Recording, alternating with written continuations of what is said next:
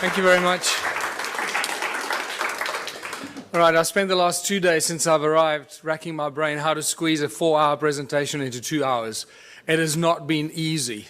So I'm going to go through this at a pace, not because I want to confuse you or myself, but I feel like if I leave anything out, I feel like I'm robbing you of valuable content. And, what do you leave out of something that's a work in progress that started out 8 years ago with a small little presentation and now consists of volumes and volumes of research and discovery that is, I for one, certainly did not expect to happen to me. So let's kick off. The history of our planet is far more mysterious and stranger than most of us will ever realize. And just by talking to the people here, it becomes very evident. The more people you talk to at this conference, the more evident it becomes.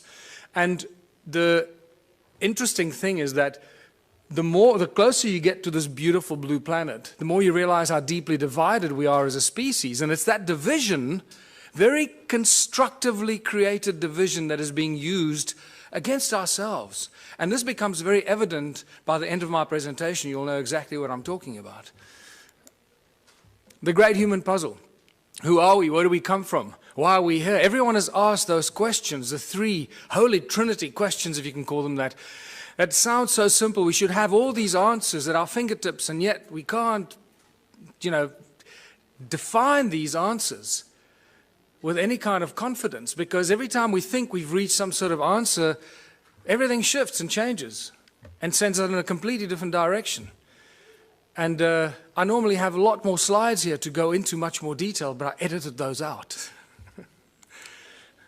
Sound and resonance seem to be the common denominators of religion and creation. No matter how far back you go, no matter how many civilizations you look at, eventually, if you scratch deep enough, that's what you're going to find. Sound, resonance, frequency, but primordially the sound. And it also somehow connects us to opening us to understanding higher levels of consciousness. And that becomes very important as we go through this presentation. In Christianity, it's the word. God said, let there be light. Okay, let's not get into the semantics. Yes, that we can define that in very various ways, but let's look at the basic stuff that we're dealing with here. The word. First there was the word. In Hinduism we got the Om, the primordial creative source. The Egyptians sang the universe into creation. All comes to sound. And it gets more interesting as you look at some of the more bizarre and ancient cultures. And you can see this, how these days of creation and the sound of creation is manifested in some of the symbology used in sacred geometry. For example, Christianity can be very quickly described with sacred geometric principles. And you realize that the creator of the universe is not some guy with a white beard sitting on a cloud. That's just complete fairy tale stuff and very distinct part of the control system of humanity. That division principle plays itself out in that philosophy. 6 aspects of Om, or the Om Mani Padme Hum. You see sound frequencies related to the creation process. And in Egyptology, the 6 aspects of the all-seeing eye of Horus. And when you see this, you realize that we're dealing with sound, 6 resonance ratios, all to do with sound frequencies.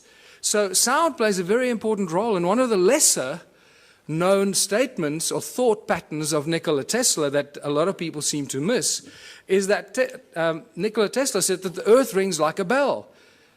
It's continuously ringing like a bell.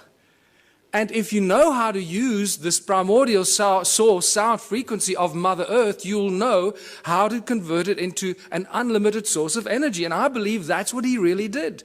What he did with it up at the top of the tower remains a mystery to most of us, and we're all trying to emulate that. But I believe that he was talking about the sound of Gaia, an unlimited free source of energy. And this plays a very important part in all of creation, in all ancient cultures, in all the belief systems.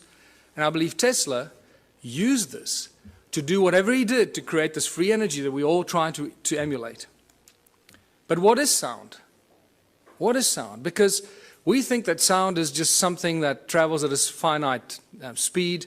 Well, that's been busted now, because in Tennessee, you studied in Tennessee, didn't you? Brooks. At the Middle State Tennessee University in 2005, there were 3 high school students and 2 undergraduates that proved that sound travels beyond the speed of light. I'm not going to go into that, but that's an interesting thing to contemplate. That's one of the best kept secrets of science and physics. Never made it into the mainstream news bulletins. Sound boils water. This is a guy called Peter Davey in New Zealand. Since 1940, this guy's been boiling water with sound frequency. It's not complicated because everything has a resonance. Everything in creation and in physical form has its own fundamental resonant frequencies.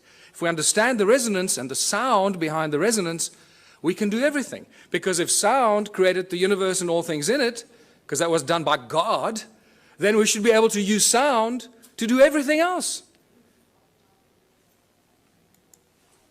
A 92-year-old Christchurch inventor claims to have come up with a novel way to make a cup of tea. He's invented a contraption that he claims uses the power of sound to boil water. Beverly Lockhart went to investigate.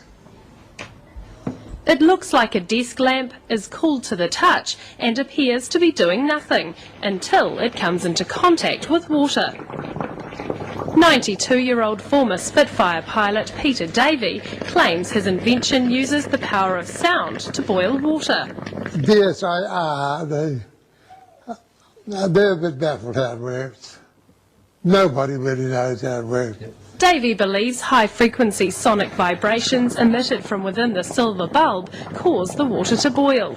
He says the idea came to him 50 years ago when he noticed different saxophone notes caused different household items to rattle. The mains-powered gizmo has experts intrigued. Never seen anything like it in my life, as they say.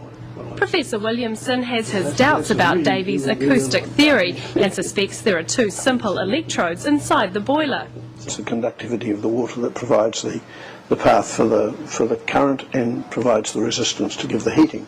I'm careful that I don't divulge everything. I'm waiting to get a manufacturer that's prepared to put some money into it. And if he does get it on the shelves, he's already got one interested customer. If I saw one in a shop, I'd buy one, because I think they're an interesting little bit of technology. However it is they work. But for now, Davey is savouring his gizmo's success and sticking to his own unique theory on how it works. Beverly Lockhart, 3 News. And in there lies the problem. He's dead. He took his secret to his grave. We will never find out until we go there, try and wrestle it out of his family to share the secret with the rest of the world. I can't believe that in all of the world of science and the the amazing laboratories that we have, there haven't been some scientists that have reverse engineered this or figured this out. Can't be that difficult. It's a resonant harmonic frequency of boiling water. Reverse engineer it. Measure the resonant harmonic frequency of boiling water and build the device. I don't have the laboratory to do it, but I've asked so many people to go out and do it, and no one's done it. So, but what we learn from this experience is we're here at this conference talking about free energy. I believe free energy means free to the world, not just free that we can suck it out of the vacuum and then sell it to the rest of the world. That's no longer free energy. I believe it's crucial that we start thinking about free energy as when you find it, like this guy, give it to the world for free. Because if you don't, they're going to get to you, they're going to get rid of you, and no one's going to get it.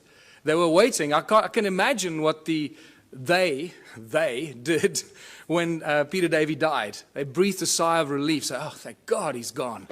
And he was too greedy to tell the world how the simple thing worked. Thank God this human greed gene is so powerful that it prevents people from sharing this beautiful stuff. That's what I have a problem with. So what I urge anyone here at this conference to do, if you do find something like this, a source of free energy, do not keep it to yourself. Do not try and gain from the rest of humanity. Put it on the internet, make videos, put it out as widely as you can, share it for free with the world. It'll come back to you in abundance that you can't imagine. Yes.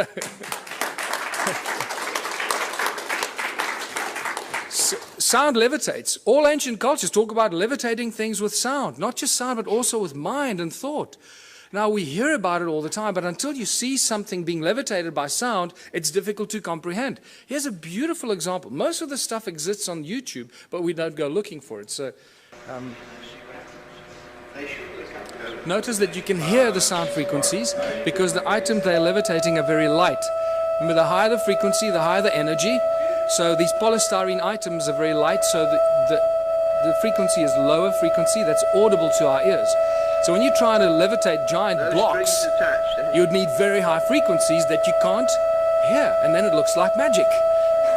Also note that the sound source comes from two different sound sources, and it seems to levitate it at the cross point, the crossroad of the sound frequencies. That's what the levitation effect is. This is very important later in my presentation. And the knowledge of the ancient cultures.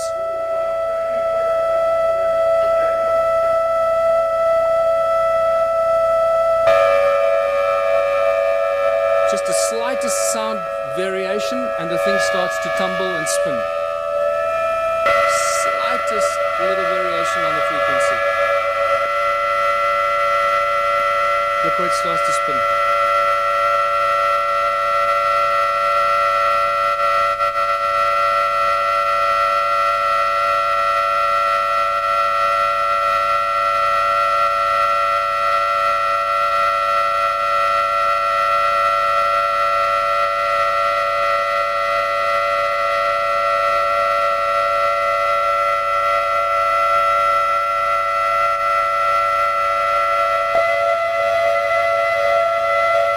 Real irritating noise, but you know, you have to put up with it too.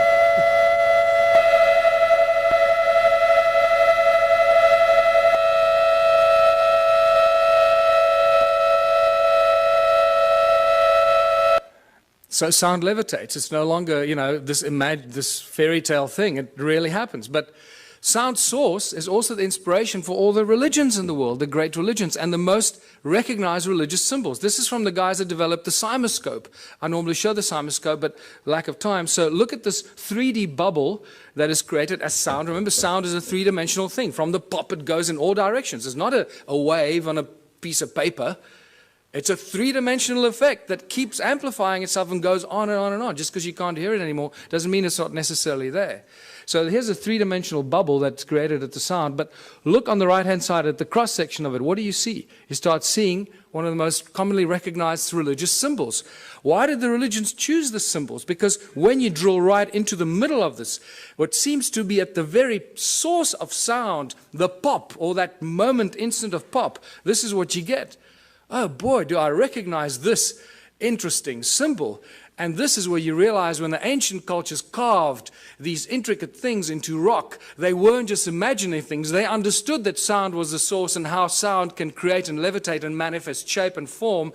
And that's why they carved hundreds of thousands of these crosses in circles. And not only did they carve it, but it's also recognized by ancient cultures. In southern Africa, it's known as Mabona, the Lord of Light.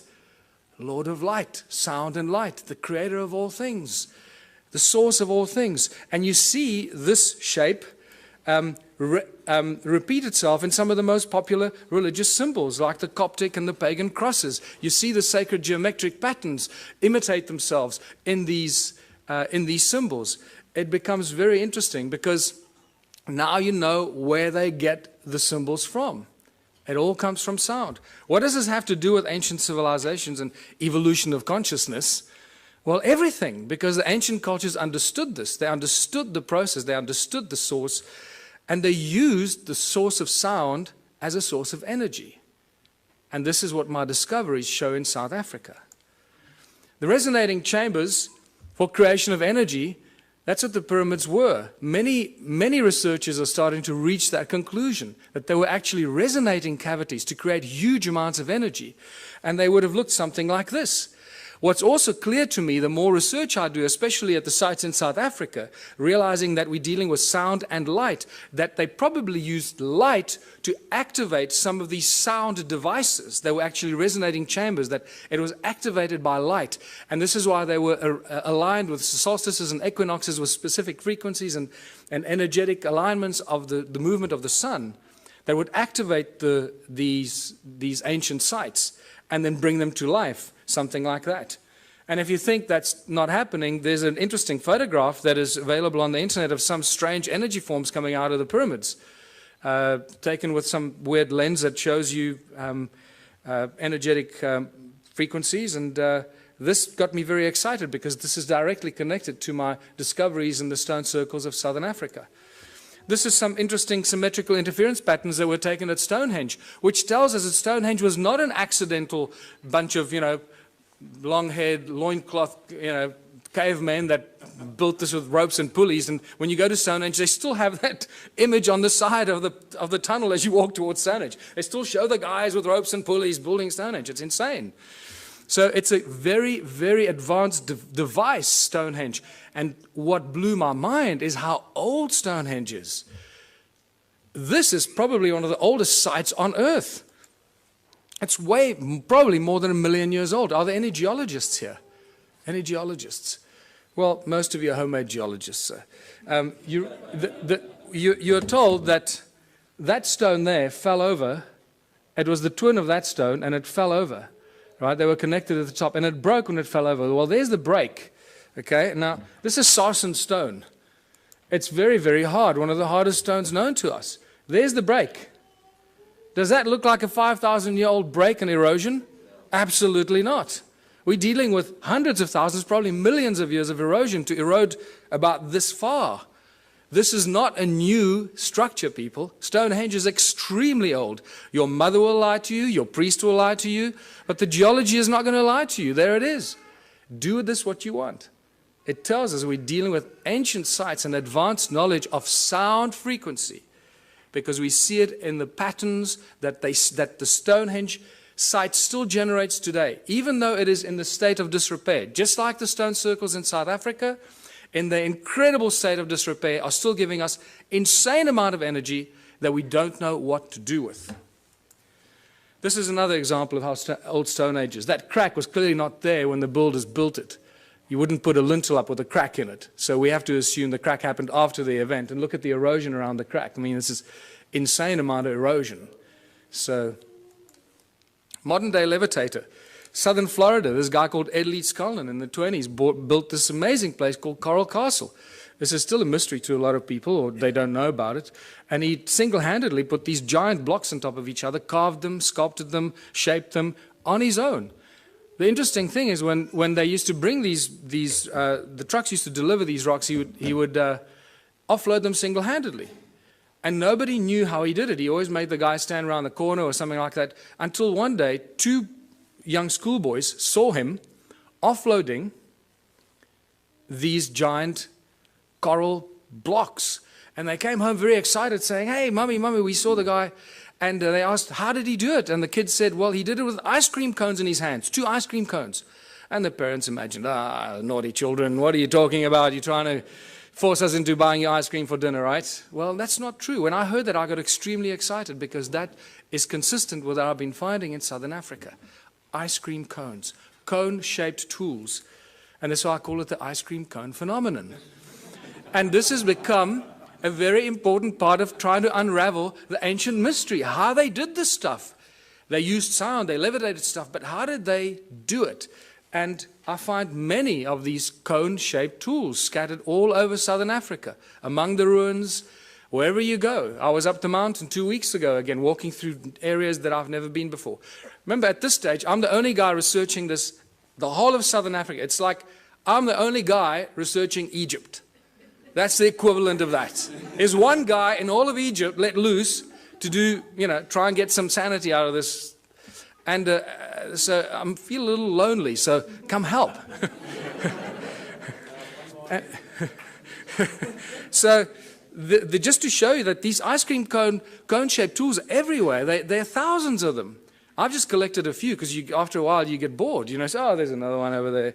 And then you get to the Rosicrucian Museum in the United States, and guess what I find? These cone-shaped tools on display with Sumerian writing on it, Sumerian cuneiform writing on it, commemorating the building of the temples in Sumer. They were then stored in the walls and hidden in secret chambers in the walls that were retrieved from the secret chambers in the walls. Now they're on display in the United States. Cone-shaped tools commemorating the building of the temples in Sumer. The plot thickens, doesn't it? So let's go back to South Africa, or Southern Africa. The current belief system is that Southern Africa was a sparsely populated part of the world with only a few inhabitants up to about 1,000 years ago. And they tell you about maybe 5,000 people, maximum 10,000 people, hunter-gatherers running around, shooting a buck here, shooting a buck there. Well, they don't do their homework when they put this in our history books, and they insult our intelligence, because unfortunately the ancient stone ruins of Southern Africa tell us a completely different tale. But they still continue to put in our history books, still today, that these are just cattle kraal for keeping cattle. These amazing stone structures that cover most of Southern Africa, but they didn't know that it covered most of Southern Africa, so they put these ignorant things into our history books, and then we pay lots of money to send our children to university to regurgitate this crap. Right? And it's spectacular. They just make the stuff up, put it in the history books, but because they doctor this and doctor that, everybody just kisses their butt and nobody questions them. It's really sad, but just to show you what some of these structures look like, I'll go through these rapidly. They are really remarkable structures. And the walls are not very high. Sometimes they're flat with the ground. Some places they're 3 meters tall or 2.5 meters high. The most important thing that you need to notice is that each one is completely unique and different. There are not two that are even closely, remotely the same. Each one is completely unique. Now that was a question that wasn't asked until I came along. What you also need to look at is the stuff around the obvious structures, not the structures themselves, because you'll see that there's a lot of stuff around the structures that is hidden by soil. It's not visible to you unless you're up in the air like you're looking at from this vantage point. Otherwise, you don't even know it's there. You walk through the veld, you have no idea you're walking over ruins. And then when you look at it on Google, you say, oh my goodness, I was walking there, and I was walking right through all these ruins and these terraces. I didn't even know it while I was walking there. And this is the awakening that happens. I mean, let me just go back here. I mean, look at this horseshoe-shaped structure here, attached with a circle inside, with a stone right in the middle of it, with these weird two, like, towers that lead you in there. And this arm of this from the center goes right through the middle of this. There's some weird stuff going on here that we don't understand. Look at all this stuff hidden by soil underneath, around this obvious ruin here. There's another horseshoe-shaped, ohm-shaped structure.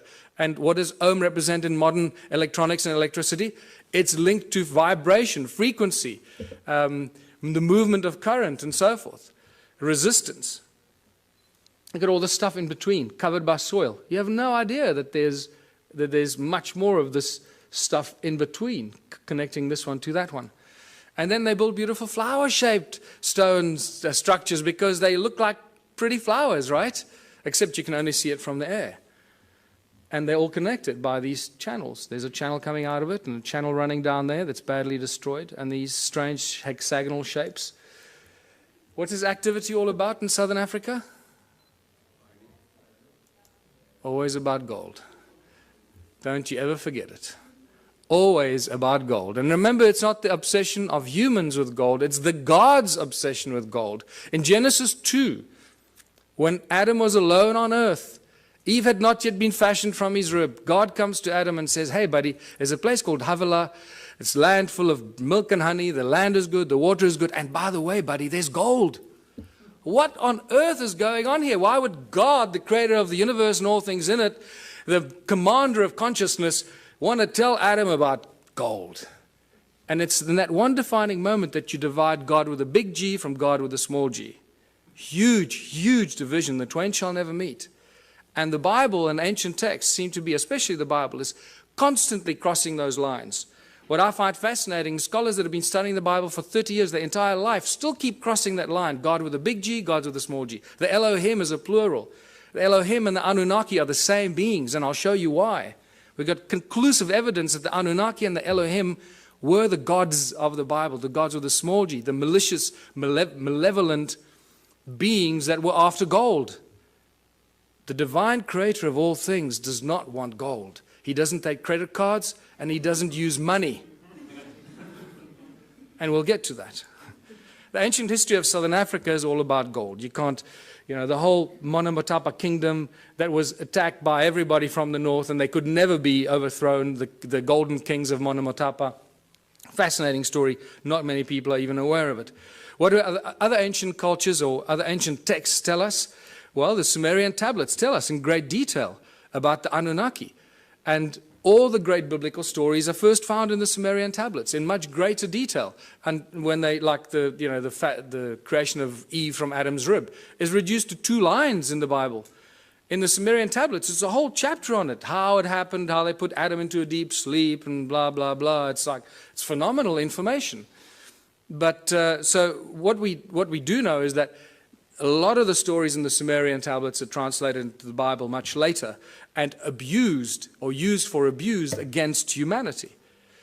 Work in the Abzu is the constant reference in the Sumerian tablets. Abzu has been given many names, but its primary sort of reference is always linked with gold. This is Abzu is where the gold came from, and there's some great references from Sitchin's work where the landmass, the shape of a heart was given, in the lower parts thereof golden veins from the earth's innards were abundant. Abzu, of gold the birthplace, Ea to the region the name gave. And I'll draw that comparison for you to show what he's talking about. The Sumerian god Enki is inextricably linked to Southern Africa and the gold mining empire.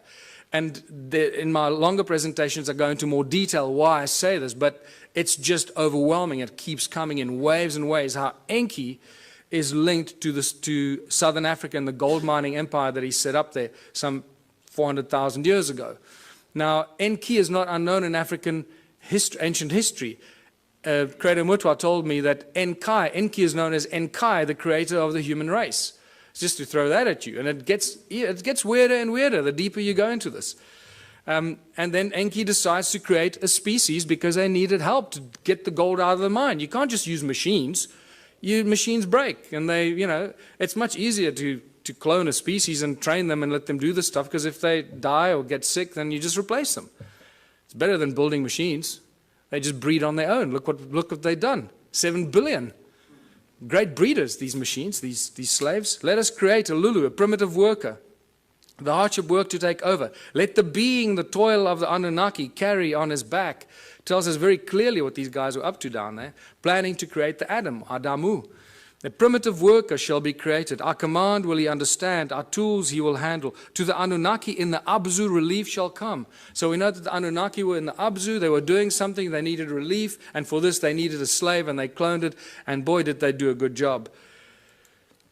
This is fantastic reference to Enki's house, his mines, and his technology. In the midst of the Abzu, to a place of pure waters, Enki betook himself. In that land, a place of deepness he determined for the heroes into the earth's bowels to descend. Before they cloned the slaves or the human race, they referred to the Annunaki who were doing the gold mining as the heroes, because they were doing the hard work in the gold mines. So for the heroes into earth's bowels to descend. The earth splitter that Enki established. Now I'm going to show you the earth splitter because this is one of my discoveries in South Africa. Therewith in the earth a gash to make, by way of tunnels, earth's innards to reach, the golden veins to uncover. Boy, now that we found the physical evidence in South Africa and Zimbabwe, mostly, suddenly Sitchin's work becomes like poetry, because we can point to what he's referring to. We've got the physical evidence for which he's often undergone a lot of criticism, Oh, he's making this stuff up. Well, anyone who's still a naysayer about Sitchin's work, wake up. We got the physical evidence. It's there in beyond believable abundance. Is there a ruin or a settlement that could be linked to Enki? Absolutely. And this is Great Zimbabwe, the greatest ruin in southern Africa. It has to be the biggest, right? This is just a spectacular place. And just to show you, some of the walls are 10 meters high and 6 meters wide. Great Zimbabwe is a spectacular sight. And it has got Enki's energetic imprint all over it. Any of you that do energetic work, go and look at it. You're not going to believe your eyes. What's so special about the ruins in southern Africa? Well, they're very special cattle kraal for very special cattle, because this is probably where the word holy cow comes from. Because most of these cattle kraal are built aligned to the sun and the stars and the equinoxes and the solstices, and wow, they went to a lot of trouble for these cattle, didn't they? And the sacred geometry, and you start seeing how sacred geometric principles just jump out of it, out of these structures, and you realize, hold on, this is not just somebody building things, to pass time. And clearly this was easy to these people, because every single one of these ruins that is measured, and this is all Johann Heine's original pioneering work for which you'll always be remembered, because every ruin that he's measured so far turns out to have these very intricate alignments. And this is spectacular, and you'll understand why this is so spectacular when you realize how many of these ruins there are.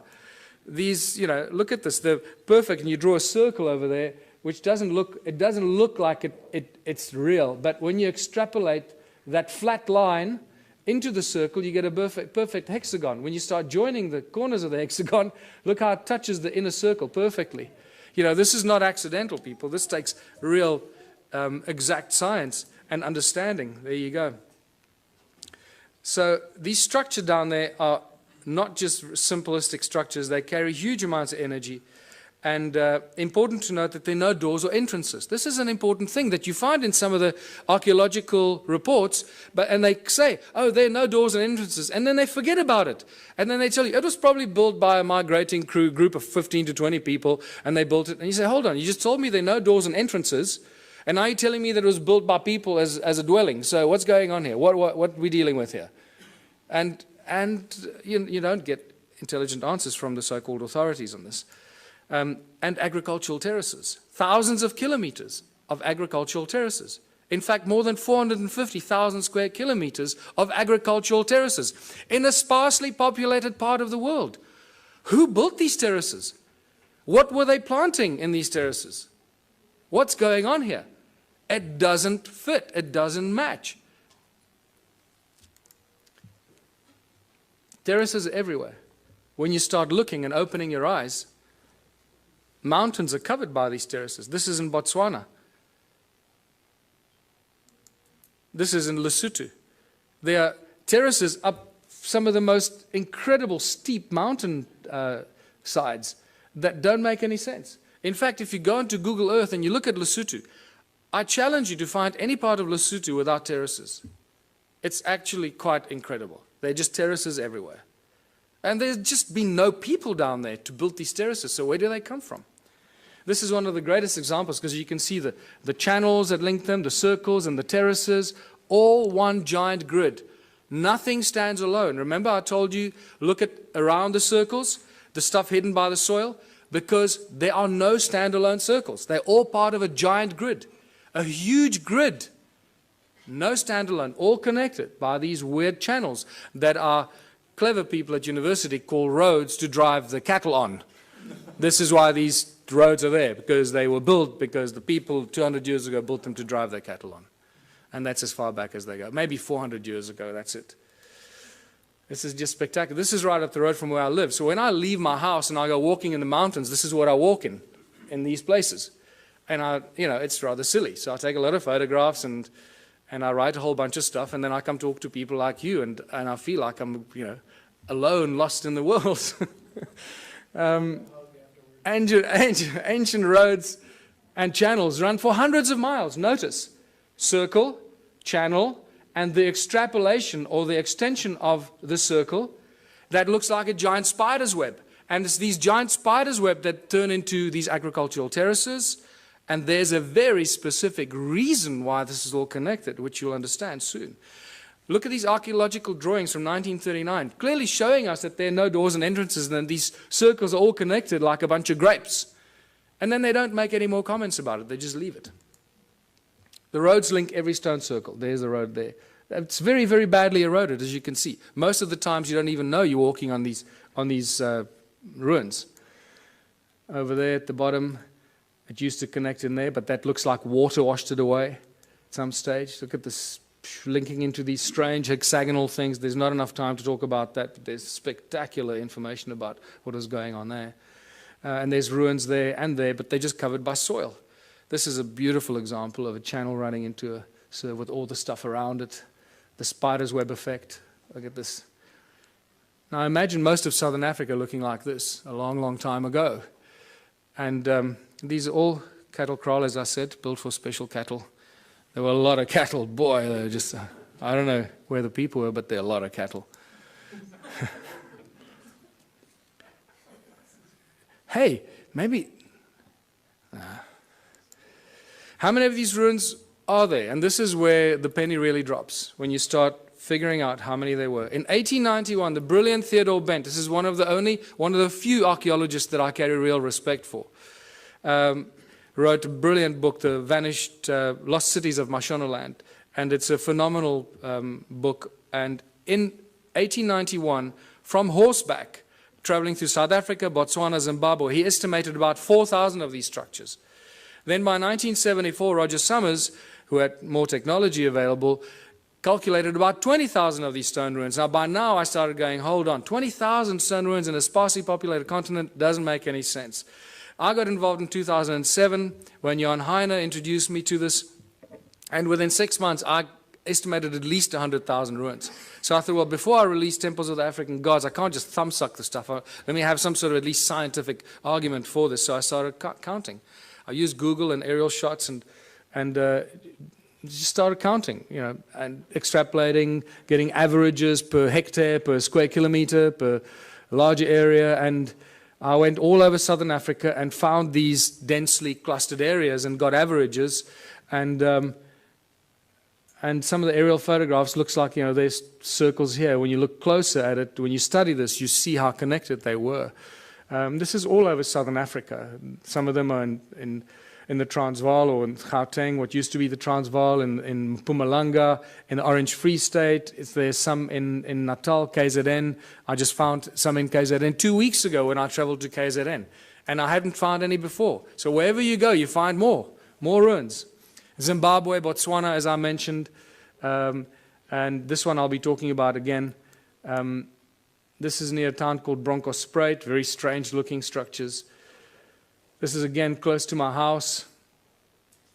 And this is south of Johannesburg. There are thousands and thousands of these south of Johannesburg, and they think they discovered gold there in the late 1800s. And this is just spectacular. It's the density of these. This is other side of Rustenburg, where I grew up near the platinum mines on the way to Botswana. This runs about 5 by 5 kilometers, and it's just dense like this. It's ridiculous. And this is back near where I live, just to show you the circles with the channels connecting them and the terraces. And by the time I finished counting, getting all these averages, I found out there were more than 10 million of these.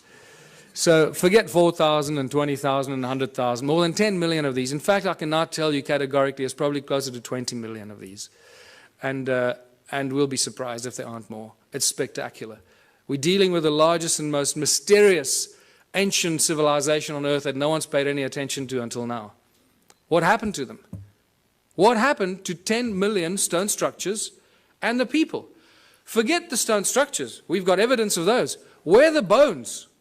Where are the dead people? There's nothing. Not a trace of who occupied these. Isn't that more mysterious in itself? That for an extended period of, I'll show you, about 280,000 years, people lived and worked here. Then no fossil remains of these people. What on earth went on here? This is where you start listening to people like Drunvalo Melchizedek, when he says that, human populations have been evacuated and moved from one planet to another. You go, well, hold on. Suddenly that makes a little bit more sense than anything else. Because we should have found bones. There's been a lot of digging, mining, and there should be bones everywhere. Farmers building houses. So what happened to them? This is where the Sumerian tablets become very important. And the King's List, I'm going to come back to this, because the two King's Lists that give us exactly the same story. They give us the names of 8 kings that ruled for about between 220 and 241,000 years. The names of the kings are the same. The places they ruled are exactly the same. The dates vary a little bit. So you've got to allow some, mistakes in translation. But the names and places remain the same. This is very, very interesting. But what this tells us is 2 very important things that I'm going to come back to later. And this is a repetitive theme in the Sumerian text. Is after the kingship descended from heaven to earth, after kingship was lowered to earth from heaven. Okay, to us it doesn't make any sense. Oh, we think it's some crap made up by the ancient people because they were all stupid, right? And then it tells us who these kings were and how long they lived. And you can clearly see that they weren't human, because they lived and ruled for 36,000 years, 64,000 years, 28,000 years. And then a very important thing that it tells us, a very important statement from these two kings lists. And then the flood swept over. So two very important things, three important things. That kingship was lowered to earth from heaven. Somebody up there decided that they were going to appoint some kings on earth, some priest kings.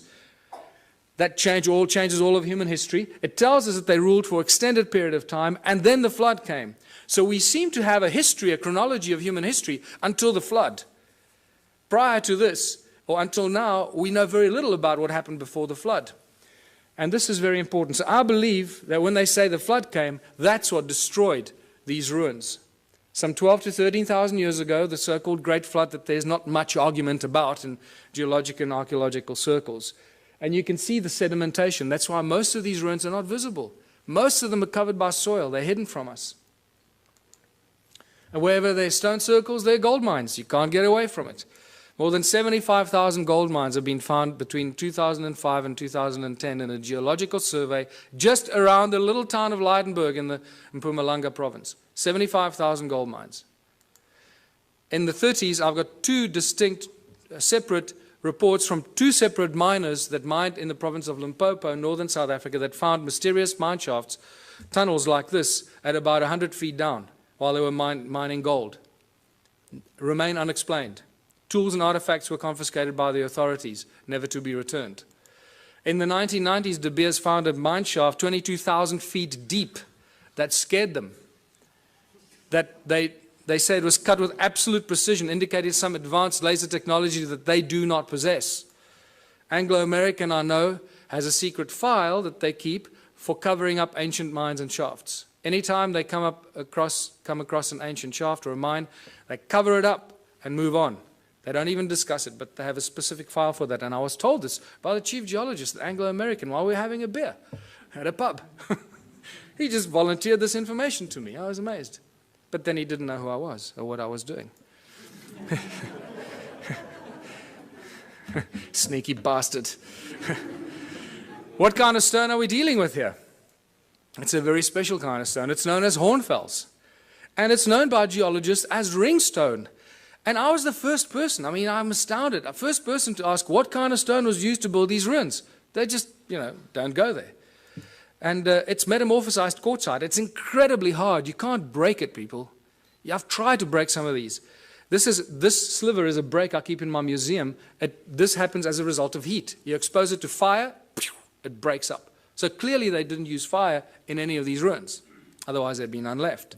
As you can see, it's black on the inside, very hard, and then it's got this stuff called patina, the skin, like a skin that grows. It's an oxidization and calcification process. It grows incredibly slowly on this specific rock. And what is fascinating about this hornfels stone is that it conducts sound incredibly well. It rings like bell and light. There's some more examples that I found that I keep in the museum. And more spectacular examples. And just to show you, there's a little... The most remarkable artifacts that I've collected, this particular stone in my hand here, this beautiful Stone Age club, it looks like something out of Flintstones. I'm going to show you how they ring like bells, because I can't carry these with me all over the world. So a quick demonstration how these stones ring like bells. I just discovered that in geological terms, these stones, this particular stone, the hornfels in South Africa, is also known as ringstone for that very specific reason. And to ring these, I'm going to use my brand new tool that I just collected about a week ago. This phenomenal, absolutely phenomenal artifact. And I'm going to use this to ring these stones. This looks, we always joked when I found this, that this looks like a Stone Age guitar. And it's pretty much like that, Dang, dang, dang. And I'm going to show you that it is very closely related to a musical instrument in ancient times for very specific reasons. Now you might think that this stone shape is just accidental and that it broke off or something. You'd be mistaken, because I've collected probably about 4 or 5 stones that are very, very similar in shape, very similar carving structure. There's broad base here and then down to a narrow tip, and somebody removed this particular piece of the stone over there for specific reasons, as you will hear, which I'll ring a little bit more. They ring like bells. But it's also important to note that you cannot carve or chip the stone. It will splinter and fragment, and it will not be chipped or carved. Okay, so these shapes that we see here must have been molded in some way, and molded for specific acoustic properties. And this is why. You've got to hold it a very specific way to make as little contact as possible to get it to ring and resonate at its optimum. Now remember, it's also covered in patina, the skin of the rock, this brown reddish color that covers the rock, that is no longer the original black or charcoal color, the original color of the metamorphosized quartzite that's underneath. And that's how it rings.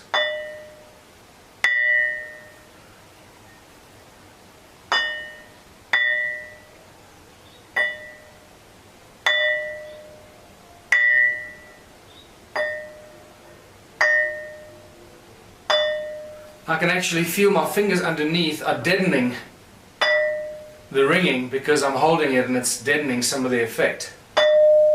There we go. That's better. That's what you want. You realize that this thing really rings like a bell and it reverberates for quite a long time.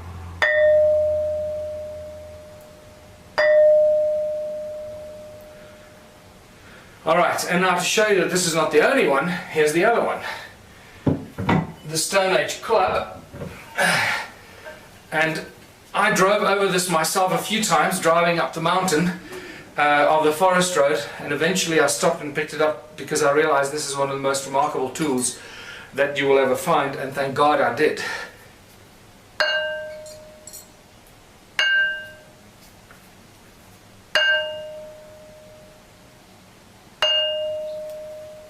And it is very heavy. I'm out of breath because I'm holding my breath not to make a noise, and this thing weighs probably about 15 kilos, so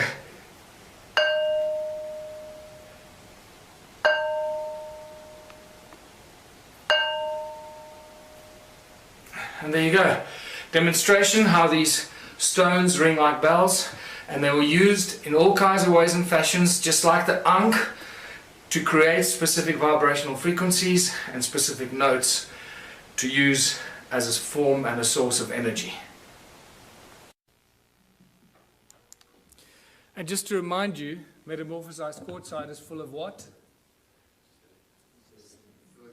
So we can talk about this later when we start getting into the consciousness principles. What are we really dealing with here? And what do these ancient sites contain? How much information is actually stored in these ancient sites? Yes? Just a quick question with the stone there. I noticed that the frequency was the same. It seemed to be the same note. Did you actually ever try and measure the exact frequency? Yes, we did. We measured. Well, not those two. I haven't tested those two. But somebody emailed me. I get thousands of emails. Somebody emailed me saying that's a B flat, I think. That is very important, but it's just not enough time to go through all this stuff. Sorry. And then all these anomalous tools I've been collecting and finding. Strange tools. Once again, some of them are these cone-shaped tools, always to these points. And then the stone phallus. Stone phalluses seem to be very popular in these ancient times. What's important to note, see how the patina has covered all of them, remember? Somebody must have carved them or shaped them at some stage. And they're all covered in this brown patina. Okay, keep that at the back of your mind. This is at top of the big ruin on top of the mountain there. That's spectacular, whatever that is, a bird-shaped stone, or there's a whole other link to the Zimbabwe birds that is in here, but we can't go there. These strange tools and artifacts that are just spectacular, that make no sense to us today, because it's not part of normal archaeological, stuff that they exhibit. And then the most spectacular mystery in all of archaeology, the sacred stones. The special sacred stones. Hundreds of thousands have been found in southern Africa. Now, because we had a breakthrough energy conference, you'll automatically notice that they resemble a torus shape. So I'm giving you a little hint as to what these are for. But in South Africa, the Archaeological Society has it as a logo, and they will still teach you that these are weights for digging sticks. That the people made them, in the hundreds of thousands, when there were only a few thousand hunter-gatherers, because this is from the Stone Age, right? So there were no metal tools. They made this with other stones because they needed weights for their digging sticks when they were digging for roots in the veldt. I can't think of anything more insane. These people should be locked up. Where's the flagship among all these ruins? And this is where we get to the very important Adam's calendar. It was rediscovered in 2003 by Johann Heine, and he'll always be remembered for that, because this is one of the most spectacular discoveries in all of human archaeological history. These are the two central calendar stones. Baba Credo Mutwa, the preeminent African shaman, told me when I saw him, there you can see Adam's calendar, my other book lying on the desk. When I showed him this book, he burst into tears and took quite a while to calm himself down. He said he never thought he'd see that sacred place again. He was initiated at this place in 1937 as a young shaman, and he calls it Inzalo Yelanga, or birthplace of the sun. Specifically the S-O-N, not S-U-N, because it is believed by the shaman that this is where the gods created humanity, birthplace of the sun. That's what it looks like from a helicopter, circular structure, that is north, that is south, not the trees, the stones under the trees. They're the two central calendar stones, and over there you see a wooden pole, that's where the stone man used to stand, and right from the stone man across there, across the Horus bird lying there, which you'll see, we're looking east, exactly east at the rise of the sun. On the edge of this cliff, which is known as the Transvaal Escarpment. There's looking north, exactly north, between the two stones. You can see north-south line goes right between the two central calendar stones. And why is it a calendar? This is Jan Heine showing me of our very first visit there, why it's a calendar. And he did all the original calculations when he rediscovered it. This setting sun casts a shadow, this rock casts a shadow on this one. And you can tell every day of the year, from the summer solstice on this side until the winter solstice on that side, and it comes back. So it's still an accurate calendar. And one of the few that I know, I can't think of any others that do this, monolithic calendars or Stone Age calendars. This is a 3D reconstruction that we did, putting the stone man back in his place, who was removed in 1994 by the Minister of Environmental Affairs, to put a plaque on it to commemorate the opening of the Blue Swallow Nature Reserve. Isn't that ironic? Desecrating one of the oldest sites on Earth. And then they try and prevent us going there because we're bringing tourists there and we're desecrating the place. And there you have, looking out east from the stone man across the calendar stones, very distinct Horus stone, looking at what? 3 stones that seem to align with those pyramidal structures over there, that are aligned with the rise of Orion over there. But you'll see more about that now. How do we date the stones? We look at everything. I'll look at anything, because you can't date stones. So you got to look at everything. Use your, do what the guys in CSI do. Follow the clues and the evidence. And what makes most sense, you have to go with that. So first of all, this is, every stone there is known as dolerite. It doesn't belong there. It is now categorically proven and shown from geological studies that those stones do not belong there. They were brought there by somebody to build the calendar site. That's the edge of the Transvaal Escarpment. It's known as Black Reef Quartzite, and it's full of gold. There's a gold mine underneath that ridge, actually, an ancient gold mine. The erosion, that piece there broke off there. That's the erosion on the tip of that ridge, on the break. Most geologists I've asked suggested to me, pick a number above 50,000 years for the amount of erosion that happened there. So 50,000 years ago, that piece broke off and landed there. Right? So now we're starting to get to the ancient age of this. But this is one of my best, is the patina growth, because I've told you already that these tools have been molded and shaped, and the patina has grown back. That's what it looks like when the patina is gone, black, and then the patina grows back. This is a great example of a monolith in one of the stone walls that at some point broke, and this tip broke off. Look at the patina that's grown back. There's about 2 millimeters of patina growth. We're dealing with something. This patina is known to grow at about 1,000 years per microscopic layer.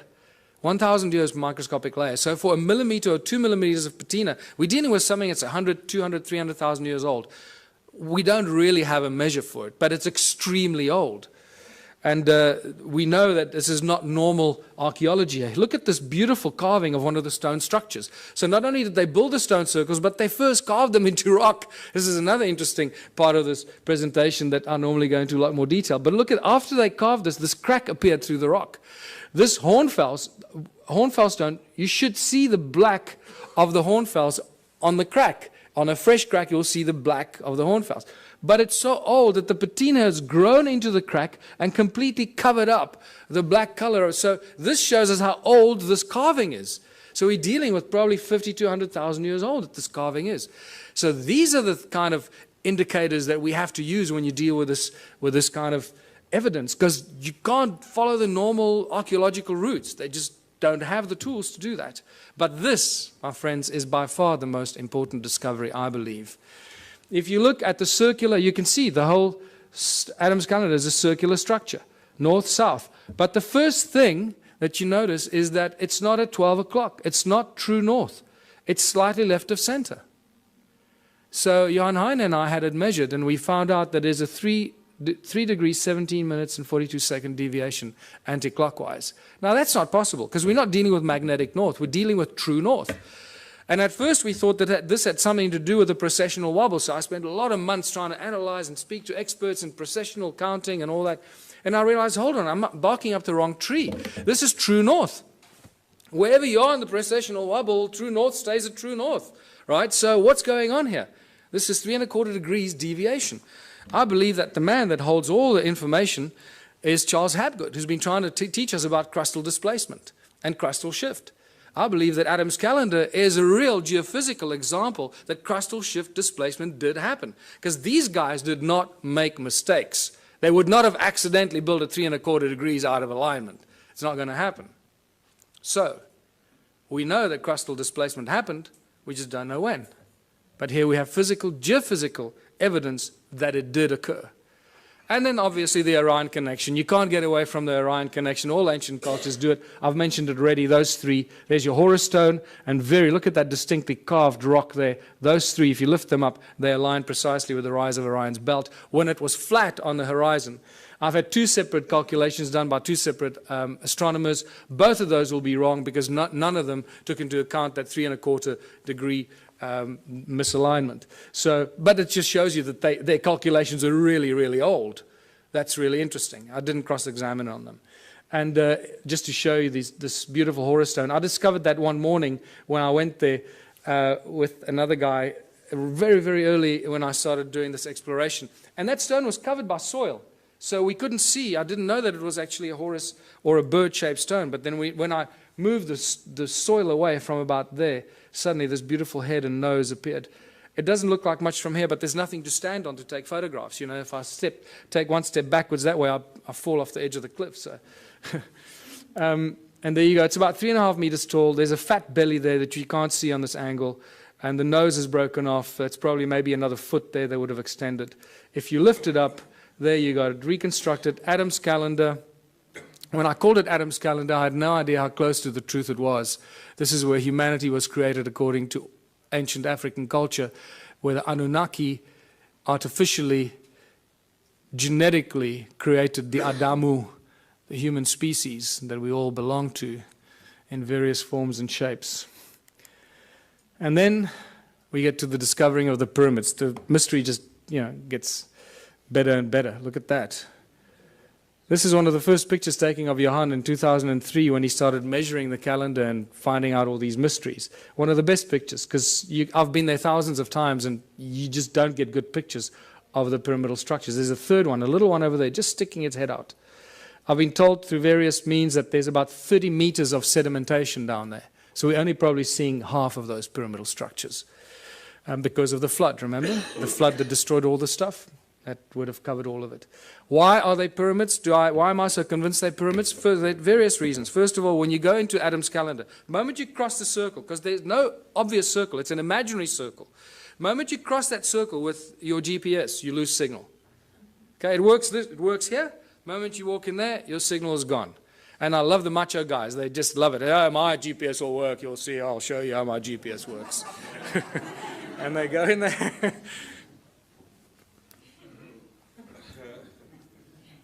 It's fantastic watching them. Just see that ego drop very quickly. And then when you take the same GPS down to the pyramids, there were 4 of us. I will forever regret not taking a photograph of it, because there were 4 of us standing with GPSs like this. And every GPS gave you a completely different reading. Not just slightly off, but miles off. You were like, in another province. It was insane, right between the 2 pyramids. Not only that, but all these ancient cultures built things according to the sacred geometric principles. So I thought, hold on, this will tell me if it's linked or not. Let me draw a golden mean spiral from Adam's calendar and see where it lands. Well, I didn't have to guess.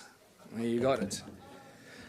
So here we can do a beautiful twist on those that want to stick to mainstream science.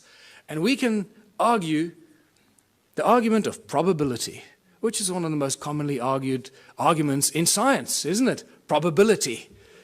So the probability factor that the golden mean spiral accidentally ends between the pyramids is so completely out of kilter that it has to be linked. You're dealing with several million or several billion odds to 1 that it's an accident. So the probability factor plays a very important role here. We're dealing with something that's connected, and also through channelings and other psychic revelations, I've been told in no uncertain terms that we're dealing with some very advanced stuff here. And then when you connect Adam's pyramids through Great Zimbabwe, Enki's house, it lands right in the Great Pyramid of Giza. And all along the 31 degrees east longitudinal line, the Nilotic meridian, right, which is also linked to the white lions of Timbavati, the sacred white lions of Africa. And you start seeing all this connection. It's just beautiful. It just unravels more and more. And then my beautiful friend Willem de Swart, who's decoded the numeric system and the secret numbers of God, made it very clear to me that the name Elohim equates to the number 31. Elohim. 31 degrees east longitudinal line. So this gives us an indication that the Annunaki and the Elohim are the same group of beings. I just recently did an interview with George Nuri. The very last caller that called in told me he was abducted by the Annunaki 12 years ago, before he knew any of the stuff we're talking about here. They told him they were tall, about 9 feet tall, blonde, blue-eyed individuals. They told him they were the Anunnaki, and they also told him they were often referred to as El or Elohim. That was very interesting, and then the show ended. So I need to talk to him more. So what were all these stone circles for? Millions and millions of stone structures, all connected. Each one is completely unique, different.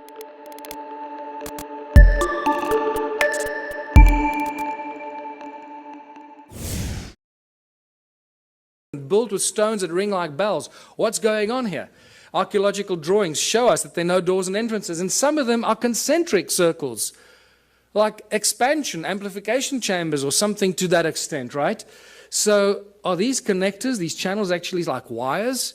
Absolutely. So let's go back to what Nikola Tesla said. He said the earth rings like a bell, and it's an inexhaustible source of energy if you know how to use the sound frequency of Gaia. And I believe that this is what it is. The cymatic patterns remind us of what we're looking at. The shape of Om.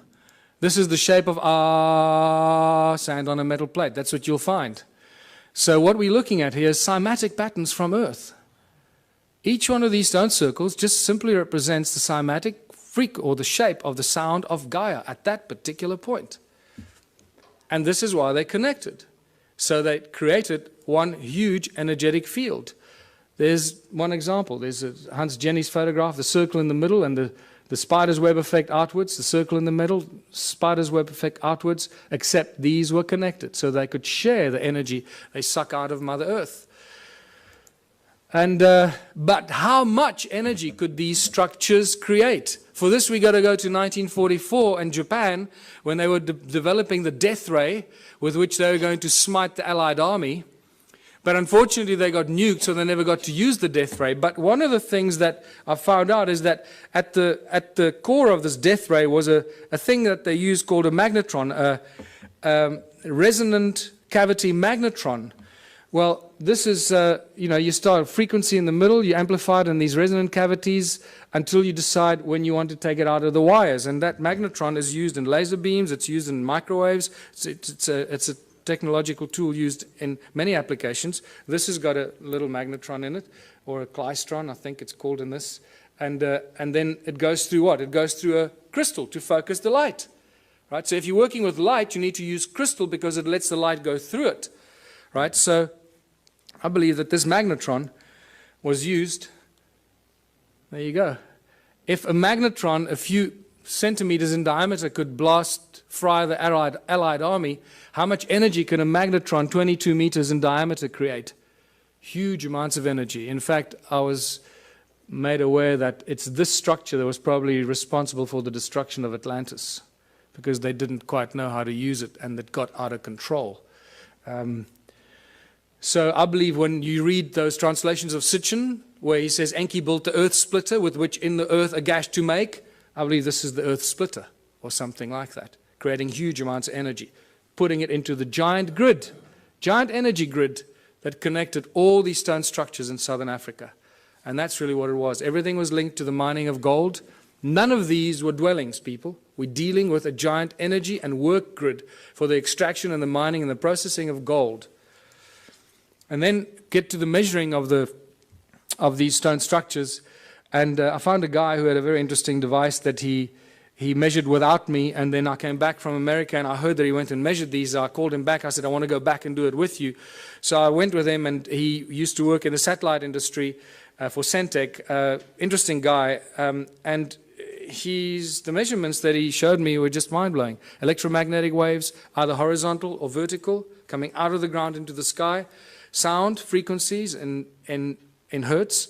The loudness in decibels, and also what he calls the heat signature. The heat signature that he explained to me, he measures up to, it's the average temperature of the ground below the soil, below the surface, down to about 300 meters. He's got all kinds of ways that he calculates this. I can't explain to you exactly how he does this, but I asked him several questions to cross-examine him to see if he was not, making it up, and it stayed constant. So I believe that he does have a system to work this out. This is what he measured. The outside, the heat signature anywhere outside here is 5.5 degrees Celsius at the surface of the ground. The moment you move the device in there, it shoots up to 29 degrees. So it's 5.5 degrees, 29 degrees. 5.5 degrees, 20. There's no scientific explanation for that we have right now. You go in there, it goes up to 33 degrees. 5.5 degrees, 33 degrees in the middle. What's interesting, the electromagnetic field here runs at the equivalent of about 280 megahertz, but it's vertical, straight out of the ground into the sky. So it's a column of energy out of the ground into the sky. Over there, it creates like a dome-shaped effect over the circle, because you also lose GPS when you go in there. So I can now understand why you lose GPS, because it creates the circle. There's no electromagnetic activity outside. The moment you go inside there, you pick up this horizontal electromagnetic effect, equivalent to about 480 megahertz. And he went into more explanation to me exactly how, sorry, let's go back here. And then the sound frequency he measured coming out of these walls at 14.5 gigahertz. Now, we don't measure sound frequencies at those. This is really mysterious. So, and at 72 decibels coming out of these walls. And then we went up to this one here, and it got even worse. Measured 33 gigahertz sound frequencies coming out of these walls inside here. 33 gigahertz. When you walk along this channel that ran in here, the wall was broken there, but the channel runs in there. It started like 5 degrees. It keeps going up. As you walk there, that heat signature keeps rising. By the way, the heat signature, he explained to me, can only go up to about 80 degrees Celsius, at which point it suggests that you've got a volcano under you about 300 meters below you. So that's how he's calculated it. And so at 80 degrees is the max, and nothing more is possible. So we go from 5.5, and by the time you get here, it's at 33 degrees. Around 30 degrees there. When you go from outside there, 5.5 degrees, onto that little attachment there, inside, shoots up to 58 degrees. 5.5 degrees, 58 degrees. There's just no reason why it should be doing that.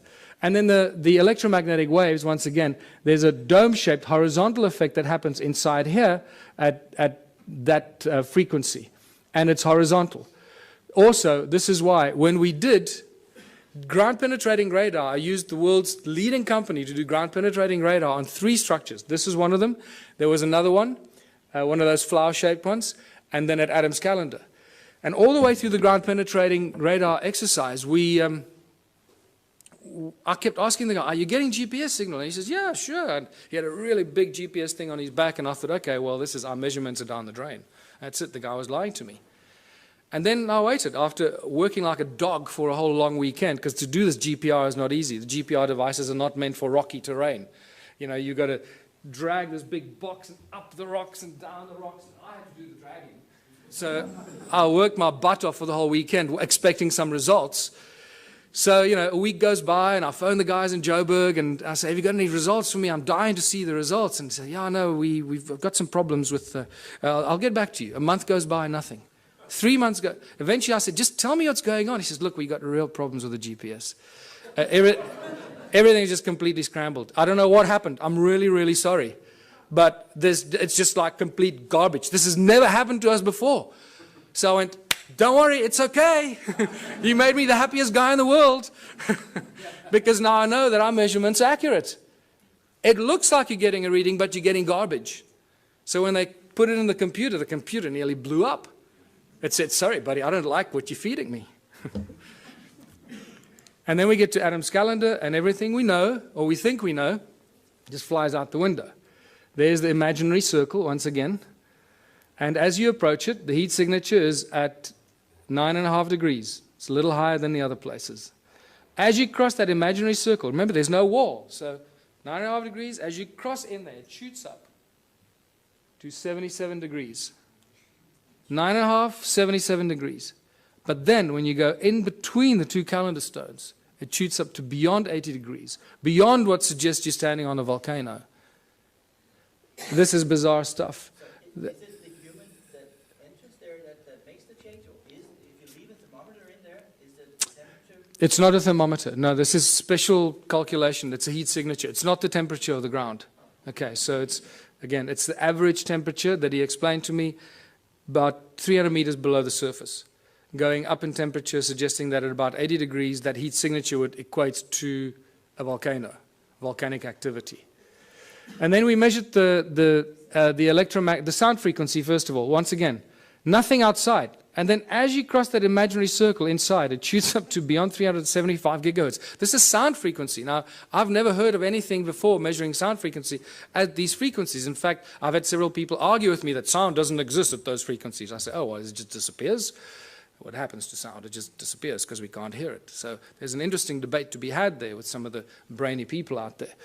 375 gigahertz sound frequency. That's insane. That's ridiculous.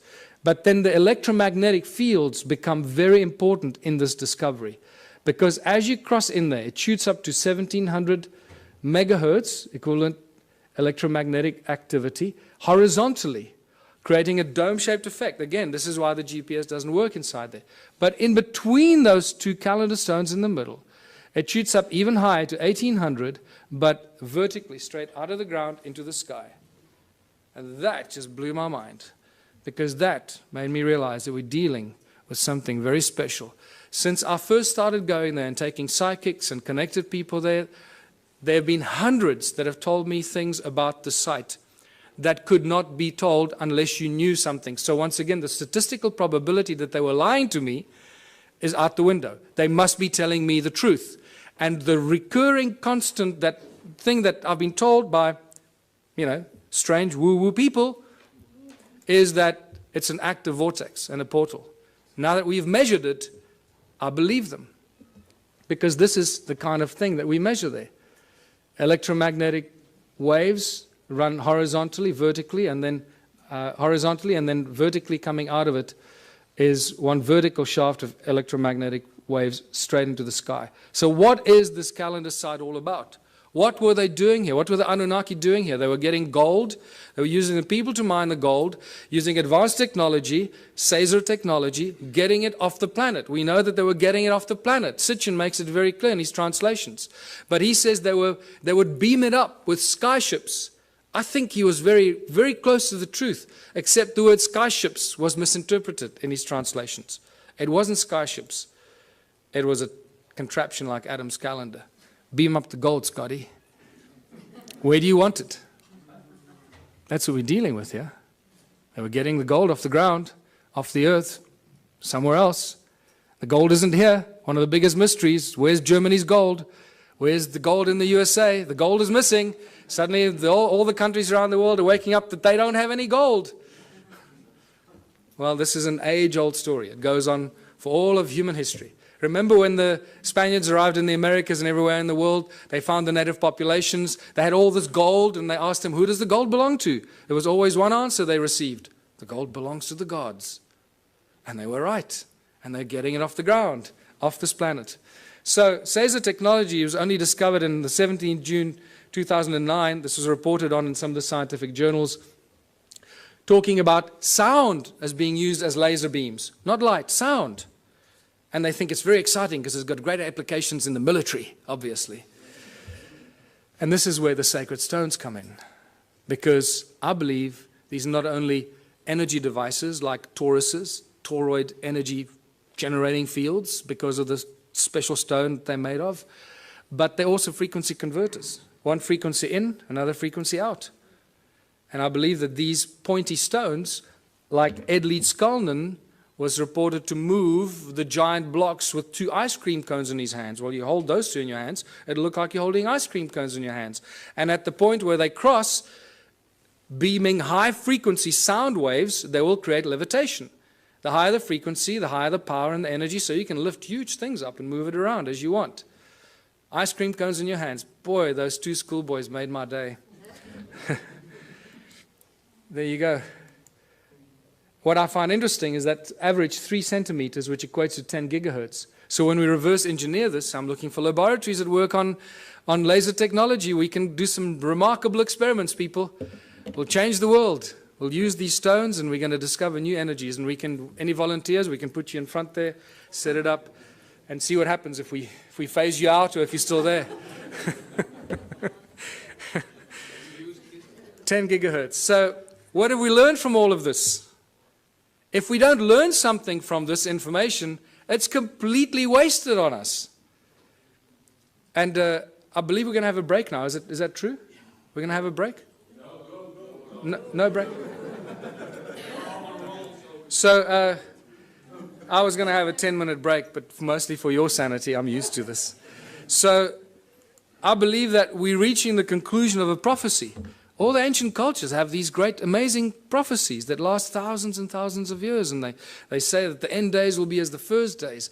Did you know that in 1980, in the mid-80s, 4 of the North American native tribes came to South Africa to meet with Creator Mutwa and some of the African shaman because they believe that the new age will rise out of South Africa.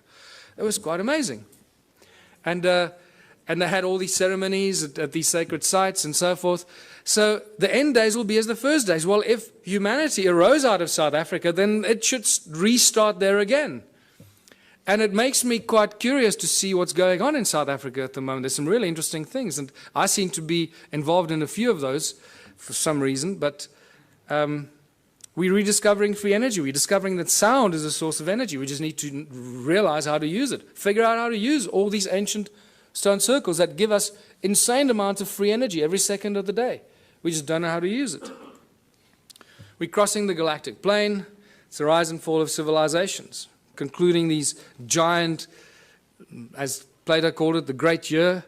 We're exposed to frequencies and energies that we probably haven't experienced in the last 26,000 years. So no wonder we're going through, turmoil, and a lot of people are going crazy. They don't know how to deal with it. We're exposed to galactic light from the great sun, the cosmic, the center of our galaxy. And we're exploding with consciousness. Why? Why are we exploding with consciousness? Because this galactic light is activating our DNA, and there's plenty of scientific evidence for that you can go and look at if you still don't believe that. And it's doing amazing things. It's not just activating our junk DNA, 97% of it.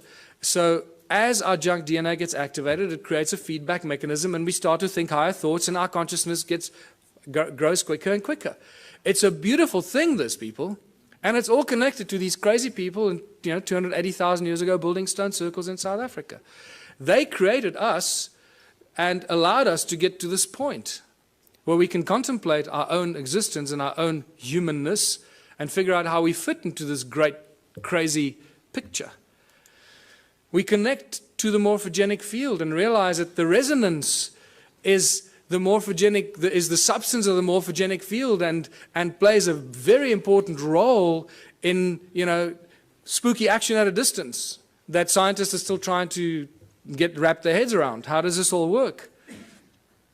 And this is where I realized that if we don't learn something from this ancient civilization and apply it today, it's going to be completely wasted. So I realized that these people lived for long, extended periods of time without money.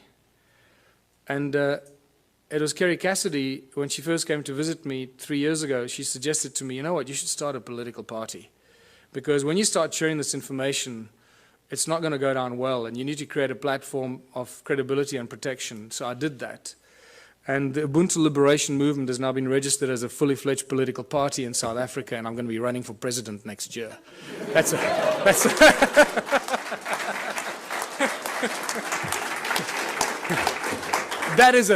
the funniest thing I've ever heard. But it's true. I just realized, hey, we're running, yeah. And then somebody said, does it mean you're running for president? I had to do a double take. Oh, shit, yeah. I guess it means that, yeah.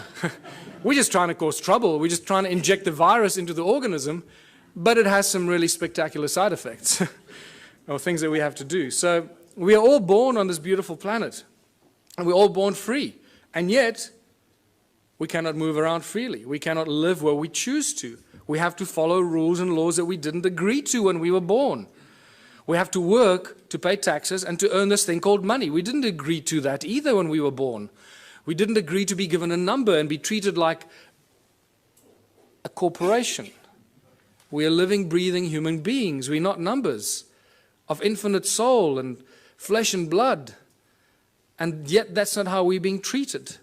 The restrictions on humanity are endless, and they're getting worse by the day. The current situation is very simple. Every socio-political system has failed us. This is why we're in this mess. Otherwise, we wouldn't be talking about this stuff, right? If it was hunky-dory. Humans everywhere live in misery. There seems to be no happy outcome to the political and economic mess of the planet. Every year, every month, it gets worse. More poverty, more hunger, more homelessness, more misery. The global economic collapse is imminent. The fact that we still have a global economic system is actually miraculous, but it is a clear indication how powerful those individuals are that control the global economy. They have infinite power as it is now. Only us, only we can do something about it. And there's some simple things that we can do about it to change everything about our lives and how we continue living as living, breathing human beings and not numbers and corporations or fictional entities. 1/3 of the world's food goes to waste. This is spectacular. What kind of creatures have we become that we deny 1/3 of the global population food because they don't have money? We don't hand it out, we dump it, we destroy it, because we can't give it to them for free. They need money, they need to work, lazy bastards. Do some work, go get a job, become a respectable member of society, get a job. We don't need jobs. It's the last thing we need. Every time I hear politicians say, we're going to create jobs, I sense shivers down my spine. It's the last thing we need. Busyness. Keep you busy, running around, forgetting what you should be doing, what kind of life you should be living. It's all encoded in the language that we use. How did it get so bad? This is where we get back to what we've just been to, the ancient civilizations. A small group of royal political families and the banking elite families took control of the world. This didn't happen last year or 100 years ago. This happened thousands of years ago, people. It started with the Sumerians about 6,000 years ago in the Middle East, in Sumeria. When the Sumerian tablets tell us, when kingdom was lowered to earth from heaven, that's why I pointed it out to you. They tell us, kingdom was lowered to earth. Suddenly we see these priest kings appear out of nowhere. How did these guys suddenly took on this higher than thou situation? Who the hell are they? Where did they come from? Oh, people lived happily, and suddenly one guy said, hold on, I'm going to be your king. You're going to have to work for me and pay taxes. Screw you, buddy. I don't know. So how did these priest kings in ancient times become so powerful? Because they were appointed by the gods. I'm not talking about God with a big G here. I'm talking about the gods with a small g, these arrogant pricks that came here and disturbed us on this beautiful planet. And what happened next after they appointed the priest kings? The most spectacular, miraculous thing happened. These priest kings created money. Money is not part of natural evolution. This is a complete misunderstanding of human history. Anyone that teaches you that has not done their homework. Money was maliciously introduced in ancient times as a tool of enslavement, the absolute tool of enslavement, and we are feeling the worst brunt of it right now. We are the guys, we are the civilization, we are the people in the history of this planet right now that can make a change. It's up to us what we do with this information and how we move from here forward. Today there are three main banking families, there are arguably a few more, but the big ones, obviously the Rothschilds, the Rockefellers, the Morgans, they control everything. They own all the banks in the world. How can I make the statement? Because they're the guys that bail out the banks when they go under. So they own them. It's simple, right? If you bail somebody out, you're going to own them. And you're not going to bail something out that you don't own, or at least that you don't control. So the World Bank, the IMF, the BI, the Bank of International Settlement in Basel, Switzerland, most people aren't even aware that there's a thing called the Bank of International Settlement. When they discover this, they, what? Wow, that's amazing. I hope they're good people. Can't they give us a loan? Remember, people, money doesn't exist. Okay, I'm going to get into this. Yes, did you want to say? What I don't understand is, you now say all the past history was rubbish and it was all evil, but still you want to run for government and president. I don't understand it. So Okay. you believe in the system, but everything else is rubbish. No, I don't, no. Well, that's what you're actually saying. No, you're getting the wrong end of the stick. We created the, yes, you are. We created the Ubuntu Liberation Movement. I'm going through it now. Just hold on, you'll understand where I'm going with this. Okay. There's going to be another point in time to ask questions. Okay. I discussed this because this is quite central for our understanding of who we are. Yeah. Okay. Well,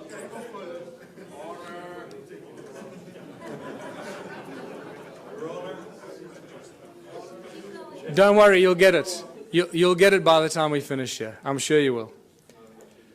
The banking families own the world. It's simple as that. If you don't believe that, then you also haven't done your homework. So all the discussions we've been having, and I've been going into many of these discussions, money keeps coming up all the time. But remember, money doesn't exist. Money is just empty promises. There is no thing as money. In fact, for those of you that know, I've been actively involved in legal cases in South Africa against the banks. Not just the banks, against the central bank, the South African Reserve Bank, the Minister of Finance as well. I've even opened up a constitutional court case against the banks, the Minister of Finance and the Reserve Bank, which had an interesting ending. If we have time, we can talk about that. But it doesn't stop. 2 years ago, myself and a small group of other people, mostly Scott Kundell, started asking the banks certain questions. And we couldn't get answers out of them. And then we started doing research and realizing how it all works. And for the fractional reserve system, you all know that, or you should know that. And the fact that money doesn't exist. In fact, in the South African Bank Act, to my horror of horrors, and I was in court, and I was doing research to stand up and defend myself, because the only way we can do this is when you stand up in court and defend yourself. So we didn't use lawyers. I went there and I stood and defended myself against the most, highest paid lawyers money can buy. And not just one of them. I was alone in the court against a judge that you have to call my lord and bow down when you walk into the court, my lord. And you start realizing the cabal, ritualistic club that these people belong to. It's spectacular. They wear black robes. And you go there and call it my lord, my lord. I thought I was going to cause trouble at first, but then I bit my tongue and I didn't do that. But what I found is that in the Bank Act in South Africa, and I'm sure the same goes for the rest of the world, there is no definition for the world money. There is, however, a definition for bills of exchange, promissory notes, and negotiable instruments. And I realized the banks don't work with money. The banks work with promissory notes, bills of exchange, and negotiable instrument. And those are called liquid because they have value. They are the liquid, valuable instruments, negotiable instruments, that banks work with behind the scenes. And this becomes really exciting and interesting. So we started realizing we could create promissory notes and bills of exchange and liquid negotiable instruments as soon as they have our signature on it. And we started doing some of this, just causing trouble. Anyway, it didn't get us very far because the judges didn't understand this at all. They thought we were just causing trouble with the courts. But nevertheless, what we managed to do in the 3 Supreme Court cases that I defended myself against these banksters, we managed to get very important things out of the lawyers or the bankers. They admitted to everything we accused them of. We accused them of breaking the contract law because they don't have what they pretend to loan. They don't have the money. Remember, in contract law, you can't lend something that you do not possess. So that was one of our arguments. So we said, well, the banks aren't actually banks because they don't own any money. And they admitted, yes, no, we don't own any money. So, okay, great. Judge, did you get that? And then we said, well, that means that you're an agent and you're not a banker, so you can't charge interest and you can't come after me because the contract is null and void. And then we realized that they securitize your signature. They sell every document you have, every document you sign with your signature on it and has a value on it, is sold in a process called securitization. And this is a global industry. Global banking industry works with securitization. And they're very proud of it. They publish the securitization information on their websites. But then when you argue securitization in court, they deny it. They say, no, we don't know what you're talking about. No. And the judges don't go and do their homework because the judges are so blinded by the banks and the lawyers, they just follow. They just can't imagine that the banks could be lying. So they agree that they practice securitization. Well, first of all, they denied that there is anything called securitization. They accused us of being fanciful and making things up, and that they didn't have money to lend. We accused them of not having locus standi or any rights to start the action against you because they sell your documents and your contract to a third party called a special purpose vehicle. And that special purpose vehicle company is a third party that takes complete ownership of your property, your car, your credit card debt, your overdraft. Everything is securitized by the banks because they don't have money. That's how they make money for themselves. It's all shuffling paper and bookkeeping entries and selling empty promises. And this is how junk bonds are created, because once you haven't paid on your bond, 3 months after you haven't paid on your home loan, your bond, that goes stale. What the SPV does, they then claim insurance on it, and they file it. So the SPV gets paid, the bank has been paid the moment they sell your signature to them. Everyone's been paid, but you keep paying for your home loan for the next 30 years. The moment you stop paying, the bank comes after you, says you owe us money. There's a contract, my lord. See, he signed a contract, he owes us money. And the judge doesn't for 1 second say, well, hold on, let's look at the validity of this contract. Do you have rights to this contract? Who owns the property? So this has now been exposed. We are this close in South Africa. Myself and Scott Kundle from New Economics Rights Alliance, we're this close from bringing down the banks. Yes. This close. Yes. So,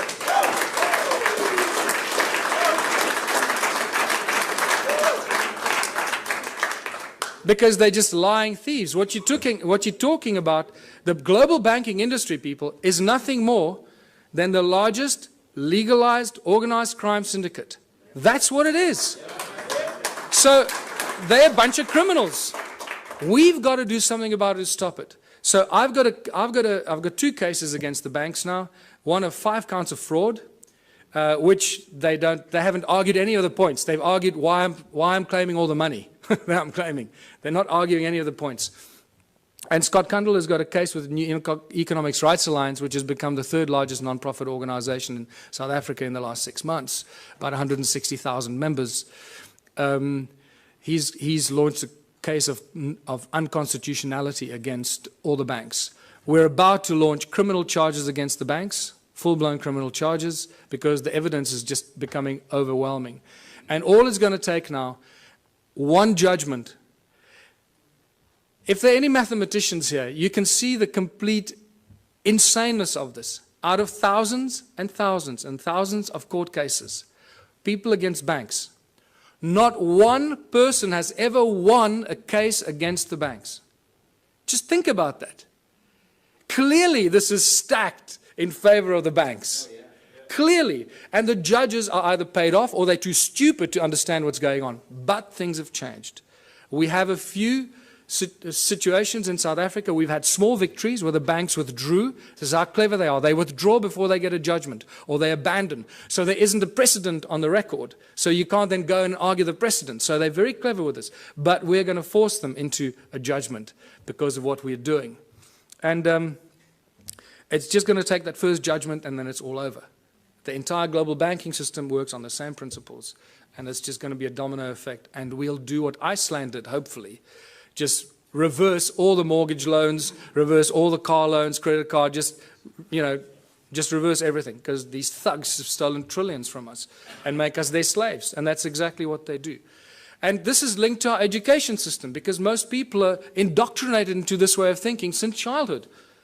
Our education system has nothing to do with learning. It's really developed and funded by the banking families to condition humanity into following orders and respecting authority. They control the content of all the textbooks and transfer of information. Our schools are really just indoctrination camps to brainwash our children to follow orders and to bow to authority. It's got nothing to do with learning, people. The money controls the legal system, as I mentioned already. And if you just look on the internet on a daily basis, you'll see that the economic collapse is just imminent. It's somehow being kept alive. The question is, and this is what I need to end on, because we can't keep talking about doom and gloom all the time. We need to talk about what are we going to do as a species? What are we going to do when it all collapses? And this is where the most exciting thing happens. And this is my message to everyone in the world. This is where the true humanity shines, and we realize how beautifully we can survive without money. We have to find a new system, because this system is broken. It doesn't work. We cannot continue doing what we've been doing for the past 6,000 years. That is insanity, and as you know, insanity is defined as doing something over and over again and expecting different results. So hopefully after 6,000 years we now have learned. Don't try and fix the current system. Change it completely. What is the one thing that we can do to change it? You know what that is. And this is where the Ubuntu Liberation Movement comes in. Join the movement. Realize it's a movement about higher consciousness. It's about breaking all the norms that we've been conditioned to believe, standing up to authority, and taking back what belongs to us, living, breathing human beings. The Ubuntu contribution system, I called it contributionism in 2005 when I first started writing about it. Completely new social structure, abundance for all. It's based on ancient knowledge when they didn't have money, where everyone contributes their natural talents or acquired skills for the greatest benefit of all in the community. It's a simple system. It comes with a lot of questions because we're so poisoned by capitalism, consumerism. It raises many questions instantly, but I've been through this thousands and thousands of times. I can already tell you what you're thinking, and I'm going to tell you what you're thinking just now. It goes back to the African roots called Ubuntu. All ancient cultures, in a way, shared this African system called Ubuntu. They have different names for it, but it always comes down to the same thing. It's amazing that the ancient cultures survived for thousands of years, not using money, and they thrived, as Foster Gamble would say. And they had a similar philosophy. If it's not good for everyone, it's no good at all. And that is a beautiful philosophy that I'd like to share with everybody, because I don't want to do anybody harm, and I don't want to do anything that's going to harm anyone because it does me good. I'm not interested in doing that. And this is why the whole Ubuntu contributionism system, the Ubuntu movement, is a movement of higher consciousness. It is for people moving into a new age, a new era of higher consciousness. Exactly that. So that's the virus we want to inject into the South African Parliament. Higher consciousness. Not because I want to run for president. In fact, if by some miracle I became president, and this was a question that was asked me in Durban last weekend at our first public meeting. So what are you going to do if you become president? I said, well, the first thing I'll do is I'll dissolve the government. Just dissolve the whole government. Just dismantle it.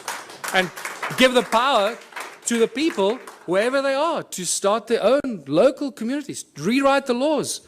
The laws we have are not written for the people, they're written for the corporations. Our inalienable rights, this is what I need to remind people of. And this is beautiful, because this is part of the ANC's Freedom Charter that they stood for over 100 years. Now, it's been very conveniently forgotten. And this has become the new Freedom Charter for the Ubuntu movement. The country belongs to the people. The land belongs to its people. the water, the minerals, the airwaves, doesn't belong to Vodafone, it belongs to the people. The forests and everything in the country belongs to the people. Yeah. The land in China belongs to the people, and they should do exactly the same. This applies to every country, people. It does not belong to the government or any large corporation that has laid claim to it. And when you read this statement, you realize that we've appointed our leaders to be our servants, but they're not serving us. We appointed them to do the best for us, not for them.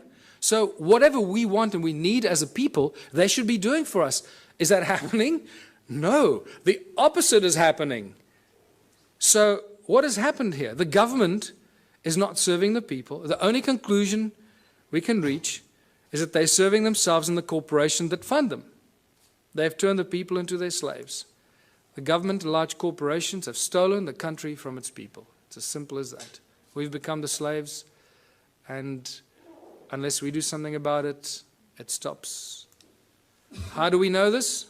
In South Africa, I don't know about these countries, I believe the European countries, how it works now. I haven't done that research because I'm focusing there. The government of South Africa and the Republic of South Africa are both registered as two separate corporations on the US Securities Exchange. So they're corporations that trade us as commodities. Every week new laws are passed. In every country, I guess, in South Africa, it's published in the government gazette. Nobody knows where to get it, how to read it, what it means, but they publish it in the government gazette and they get away with it. You see, it was published. You didn't object, so now it's a new law. That's how they get away with it. But every week they publish new laws that we don't understand and we don't want. Our laws protect the corporations. They do not serve the people. Corporations have more rights than living, breathing human beings. I've witnessed this in my own presence in court on 3 occasions. And the fun gets better every day. Because, you know, for those of you that have been following some of what I've been doing, 2 weeks ago, our legal advisor, Raymond Dix, was attacked in his house by 10 armed men, tied up and held at gunpoint for 3.5 hours while they ransacked his office, his home office.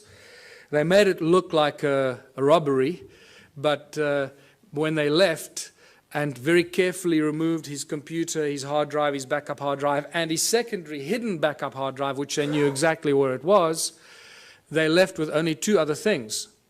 The legal files pertaining to my actions against the courts, the banks, and Scott Kundal's files, New Economics Rights Alliance, the Ubuntu movement, my movement, and New Economics Rights Alliance. Those are the only files, legal files that disappeared. So it's very clear what's going on here.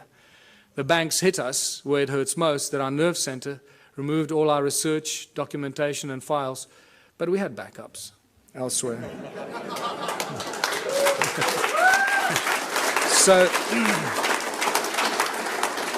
So now it's obvious, you know, if they take me out, they just created another martyr. So bring it on. I don't care. I know where I'm going. I'm going to sit on the right-hand side of Jesus.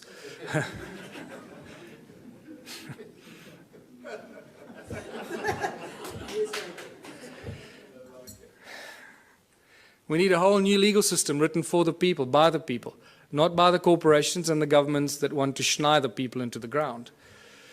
Everything in South Africa and in other countries belongs to the people. Eskom, for example, is the electricity supply giant. It supplies most of Africa with electricity. All the installations of Eskom belong to the people. The coal they use that they get out of the ground to charge us for the electricity belongs to the people because the coal belongs to the people. Sasol is the coal to liquid petroleum company that was paid for by the taxpayer. The technology was developed from German technology in the 1920s. That was paid for by the South African taxpayer, all the early installations for Sasol. So all the fuel that we should be driving on in South Africa, we should have virtually for free because all the components belong to the people. The railways run every day, but they don't transport people. They transport coal and wood. Everything for the corporations, nothing for the people. You can't catch a train anywhere in South Africa. And so it goes. The forestry, the minerals. Forestry, between Sappi and Mondi in South Africa, they own more than 1 million hectares of land that they somehow managed to take possession of. Who gave it to them? The people didn't agree to give it to them, but it belongs to them. So you can see how this theft of the land and all the inalienable rights of the people of the land have been stolen and given to corporations. So the government and the large corporations have stolen the country from its people. It's obvious. What do the people need? This is where we start seeing the beautiful side and how simple things can be. What do we need? We need food, water, love, friendship, homes, tables, chairs, knives, forks, gardens, clothes, technology, healthcare, arts and culture. We need everything that each and every one of you can imagine and beyond. We need everything, and we should have all of it, because there should be no hurdles to achieving this and having that, right? We do not need money. Did you see money anywhere in that list? No, we don't need money. Money gets in the way. Money is the obstacle, is the hurdle to all progress. Money does nothing. People do everything. People plow the lands, grow the food, build the bridges, build the rockets, solve the mathematical equations, create the technology. People do everything. Money does nothing. Money is just the obstacle to all this incredible progress. People create the arts and the culture. Money does nothing. The origins of money goes back to Sumeria once again. These Sumerians, the first forms of money were really little clay tablets. They were tokens of exchange. And then eventually they started minting them, as you know. So for millennia, great minds have stood up against the abuse of humanity through money. It's not something new. Julius Caesar stood up against the money, the powers of money. It took back from the money changers the power to coin money and minted coins on benefit of all. With this new plentiful supply of money, he established many massive construction projects and built great public works. And we all know what happened to Julius Caesar. St. Thomas Aquinas in 1225 said that the charging of interest is wrong because it applies to double charging, charging for both the money and the use of money. In fact, church law in the Middle Ages forbade the charging of interest on loans and even made it a crime called usury, which we know very well today. And even Jesus in his last year of life, probably the only physical force he ever applied was threw out the money changers out of the temple because they were abusing the people. And this is by far the most cutting statement made in recent times, Thomas Jefferson, because this is what we find ourselves in today. I believe that banking institutions are more dangerous to our liberties than standing armies. If the American people ever allow private banks, remember all our banks in the world, are virtually all the banks are private banks, private corporations, whose interest is making profit at all cost. So if the American people ever allow private banks to control the issue of their currency, first by inflation, then by deflation, the banks and the corporations that will grow up around the banks will drive the people of all property until their children wake up homeless on the continent their fathers conquered. That's where we are standing today. All over the world, this is the situation we're in. Money is the obstacle to all progress. It does nothing for society. It is the absolute tool of control by those that control the issue and the printing of money. That's why when I say they own the world, they do. They literally, physically own the world and each of one of our asses. It prevents the natural flow of free energy. And that is very important to this weekend's activities here. Money prevents the natural flow of free energy. So I beg you, everyone present here, remember, it's about free energy, not I'm going to make $1 billion out of this energy. Give it away for free. It'll come back to you in ways you cannot imagine. Do that one thing for humanity. If you find any source of free energy, don't try and make zillions out of it. It will kill you or they will kill you before you can get it out there. Money is the primary cause for the 7 deadly sins. We all know the 7 deadly sins, or have we forgotten them already?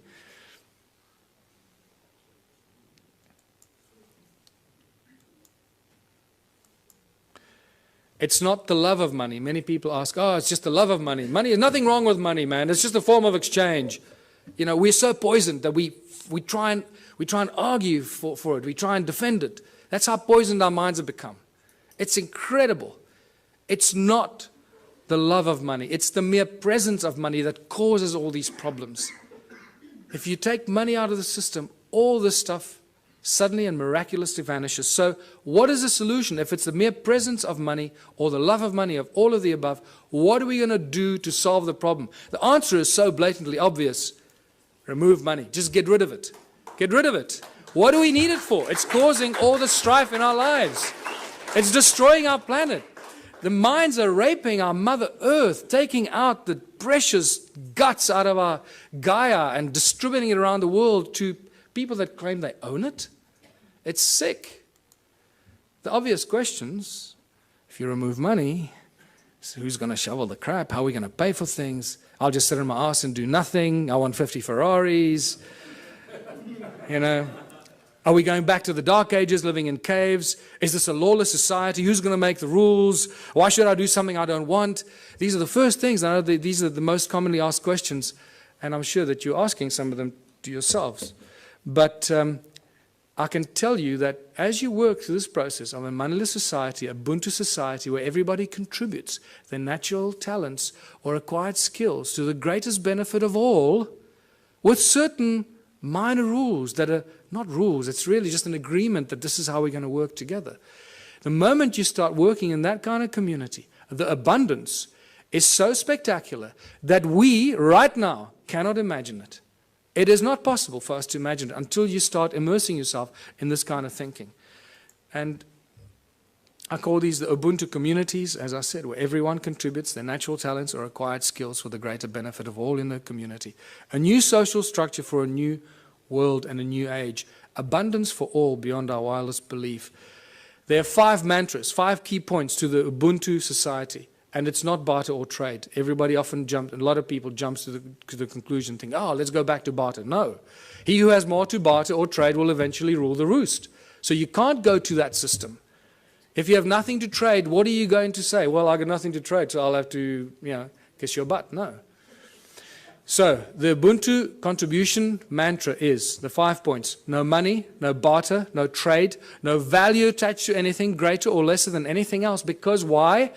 Each one of our contributions should be and is equally valuable. If you start telling, well, I'm a doctor, my time is more valuable than yours, you're barking up the wrong tree, brother. Okay. So, and the final one, where everyone contributes for the greater benefit of all in the community, because that is how you get rewarded. You get rewarded by the recognition of the people in your community. Isn't that the highest reward everybody wants and is trying to buy with money, is recognition and respect of others? In essence, ultimately, that's what most people really want, is just to be loved and recognized for what they've done.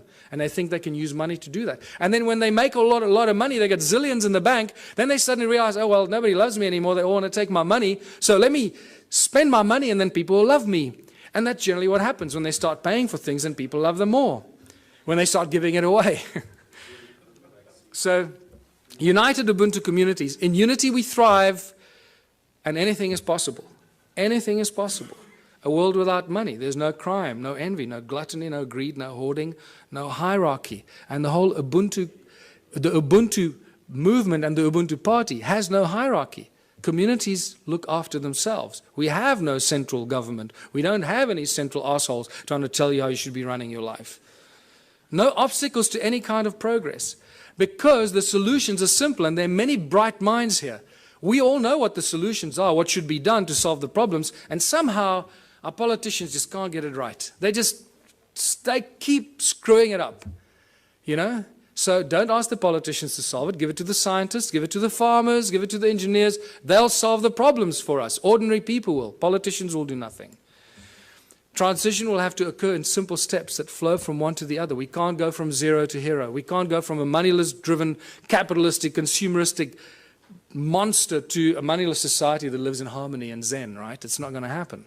So if you go onto my website, the ubuntuparty.org.za website, I've started posting a number of papers on how the transition will take place. There's not time for it now, so I ask you, please go onto our website and check it out. It's beautiful.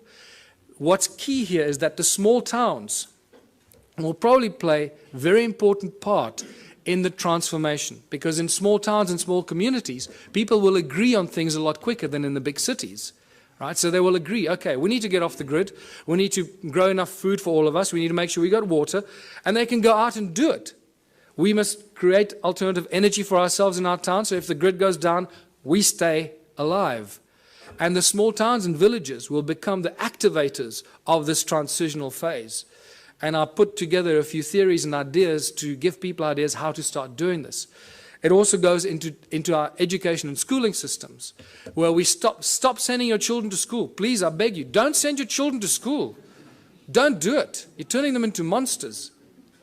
I've had now a few of my friends in Johannesburg, in South Africa, that have not sent their kids to school. They are much smarter than the kids that go to school. And I'm not kidding you. They really are. They just learn from their parents, and they learn, and you'll find that what happens with these kids, they start reading later. They might start reading a little bit later. But when they start reading, they become like these monster little readers. They just read everything. I mean, these little kids are reading books that, other kids don't even dream of. And that's because they're not preconditioned by the schooling system. Energy, water, food, housing, arts and recreation. These are the things that small communities can take control of very, very quickly and establish it for themselves, make themselves go off the grid and be totally in control of their own destiny. And many, many community projects must be and should be attached to this activity. Absolute abundance on all levels. Once you start doing this, food, science, culture, community, abundance on all levels. Now I'm going to give you a small example. You've got to use your imagination here because there's not enough time now. We've got to finish off here. So imagine in the little town that I live, we got a river, we got a fish farm, we got a dairy farm, we got a bakery, we got a wood factory, a metal factory. The community starts to work in these projects. The whole Ubuntu thing means that, and contribution means that everybody must contribute 3 hours a week towards one of these community projects. That's all you have to do, 3 hours a week. A little town of 1,000 people, it's 3,000 hours a week. No municipality or town council can afford 3,000 hours a week salaries for people to do this work. Can you see how that's dramatically shifted the status quo and the equilibrium? How much we can produce if we just work for 3 hours a week on basic projects. Producing milk, cheese, butter, fish, breeding fish, baking bread, growing vegetables, and so forth. So now the community has been doing this for 6 months or a year, and they've established abundance on all levels, where all the people in that community that participate, that's why I called it contributionism, that participate and add their talent and their skills and their time, get everything, not for free, but virtually for free, so cheaply that the rest of the stuff, and also there's a principle where you create 3 times as much as you need for your own community. And I structure everything in the Ubuntu philosophy on the sacred geometry principles, 3366. So you produce 3 times as much as you need for your community. Why? Because there'll be other communities that can't produce what you're doing, so you'll be actually helping them while they're helping you with the things that you can't produce. So, and by the end of that, there's so much abundance because you're doing it 3 times that whatever you don't consume in your own little village or town, what are you going to do with? You're going to make it available on farmers markets and stores in your town for the surrounding communities. The moment you've achieved that state, you've created the domino effect. Because what's going to happen to all the neighboring towns? All the people from those towns are going to come buy your bread, your milk, your cheese, your whatever it is you produce. Because it's going to be a fraction of the cost they pay for it in their own town. There's your domino effect. There's your trigger point. So think about it from that perspective. At the outset, it sounds like a huge thing. Wow, how are we going to go from there to a moneyless society? I believe that I've just taken you through a very simplistic example of how small towns and small villages and communities can be the trigger points and the examples that start the domino effect. Once the first town is set up, it's impossible for the surrounding towns to stay alive. They will have to follow the same example. Otherwise, all their businesses will close down. And when they do close down, then they will follow your example. So either they will do it willingly or they'll be forced into it because of stupidity. In the Ubuntu communities, children follow their passion and their dreams. The education system changes completely. There are no classrooms. Children learn real practical skills. So by the age of 16, they've done everything. They've baked the bread. They've worked in nuclear laboratories. They've built rockets. They've built homes. They've built earthships. They've planted seedlings and grown fruit. And they'll be so wise by the time you're 16 because you've had all this experience. You'll be smarter than all the professors in the world thrown together today.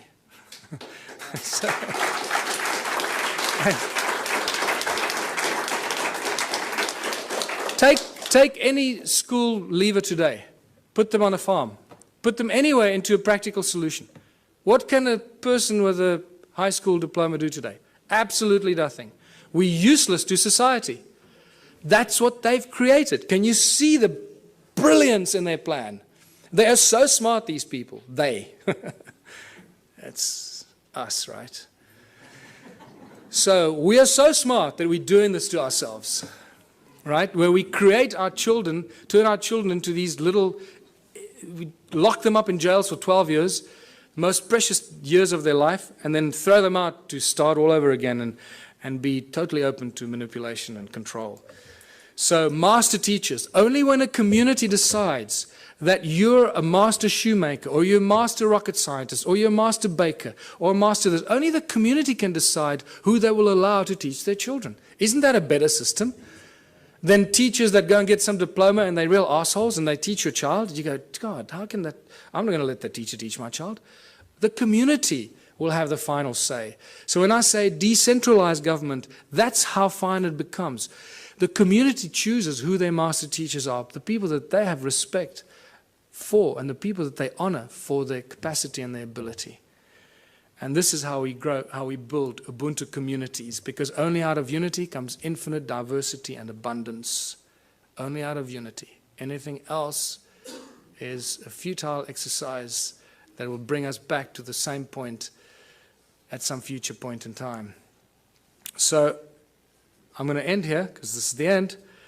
Join the Ubuntu Liberation Movement. It's not just a South African entity. We've had various people around the world say to us, can we start the same thing in wherever? Yes. Go online. Start the same thing. Use all the material I've published. Put it out there. Share it with everybody. And become part of this transitional phase. And thank you for listening. I hope I gave you some food for thought.